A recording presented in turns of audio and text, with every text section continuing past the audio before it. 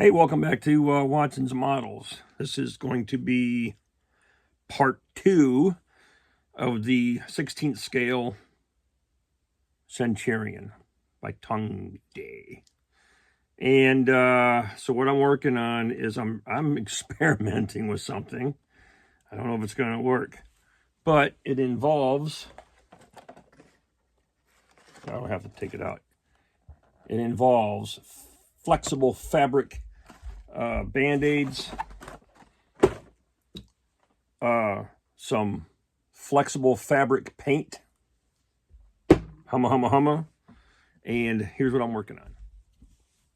What I'm attempting to do is create a mantlet cover, okay, and I'm using a self-adhesive Band-Aid material that's fabric, so it's got kind of a grainy fabric look to it, to create the base.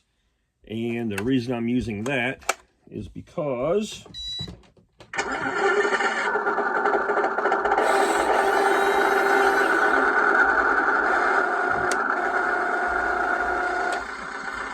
sort of flexes with the gun, right?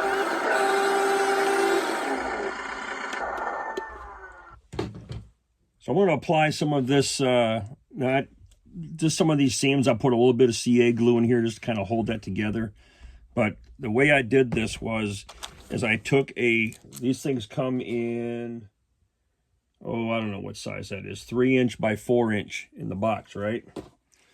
And then you take this and you peel away the padding. There'll be some residue on the tape or whatever, but that's fine. Kind of sized it up, popped a hole in it, slid it right over the gun tube, laid it and formed it. And then I created the 2 half-round sections for each side, and those laid over the top. So hopefully that will give me where's my little deal here? That will give me the indication of a seam of where it was stitched together on both sides. So I'm going to put this stuff on, and I'm going to paint it on. We'll see how it does. Hopefully it will sort of seal things together, and I can build it up enough to cover down on some of these seams. Also, I've got some styrene, because there are some sections in here where it has reinforcement strips across the top. So I'm going to do a little more studying on what that cover looks like in real life and go from there. But yeah, I've seen guys make this stuff out of the green putty or whatever and just let it get hard. They're never going to elevate and depress their guns, but why not, right? So I may as well experiment and see what happens. The other option was to, stick the fabric along this top edge of this metal strip that kind of clamps it all down, and then put this over the fabric. Well, but then I got to go and I got to drill all the holes, and I ain't got time for that. So we'll see if we can seal it right up in there with some of this fabric paint, and it should dry and be rubbery. Okay. All right, that's where I'm at so far. Let me get to painting. There we go. See how that glops on there?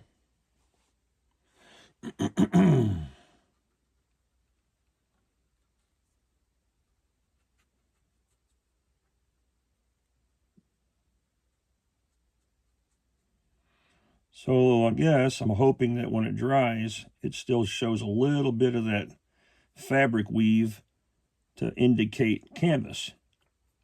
That's what I'm really going for, is a canvas look. Let's squirt it out there. What's Bob Ross say? Happy accidents.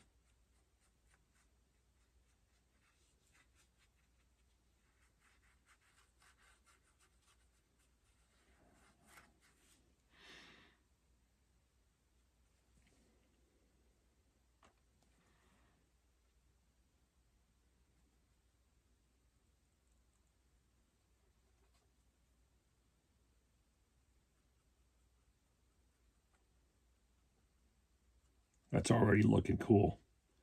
What'll be interesting to see if accepts acrylic paint without a problem.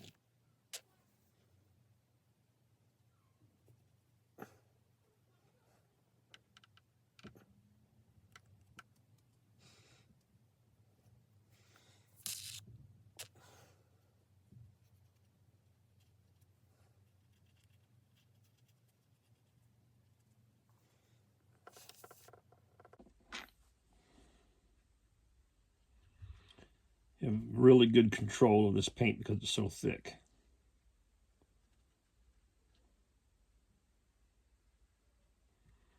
And I've used this stuff before on t-shirts, and it really does a good job, especially if you do like raised lettering with it. And you just let it dry, and it's just a very flexible, rubbery kind of feel. And you can get this stuff at any craft store. Hell, I think Walmart even sells it.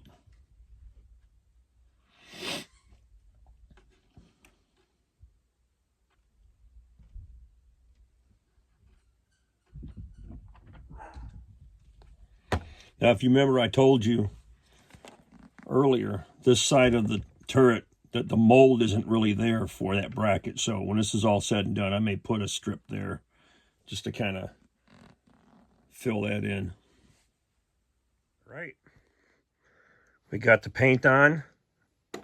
It squeezes on nice and thick. It's puffy paint.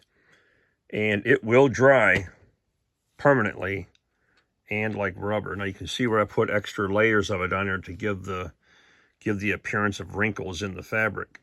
So we're going to let this dry. And but I can already tell. Let me turn this thing on.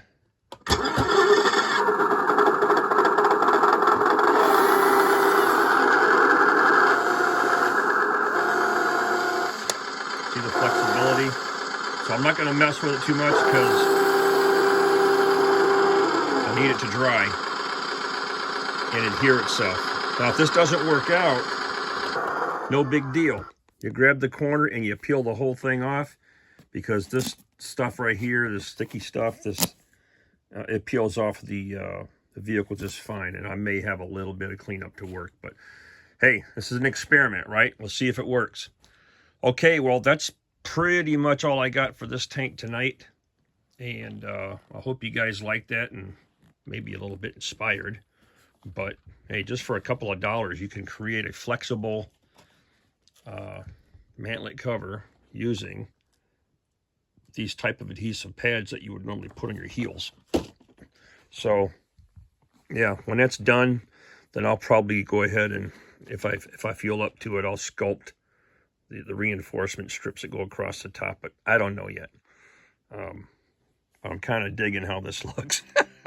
It's kind of cool. I don't care who you are.